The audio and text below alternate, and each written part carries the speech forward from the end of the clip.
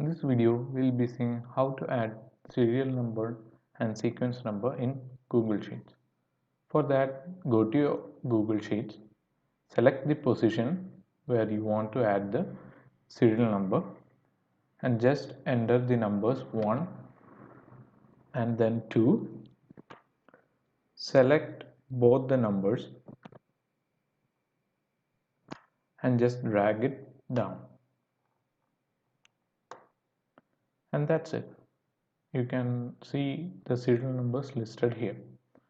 Now, if you want to add a sequential number, then you need to select the position where you want to add the sequence and enter the numbers. Like if you want to add only the even numbers, add 2 and 4.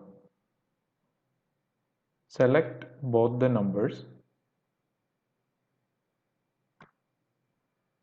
and drag it down.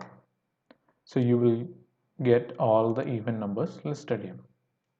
That's it for the video. If this video was helpful to you, please do subscribe and like the video. Thank you.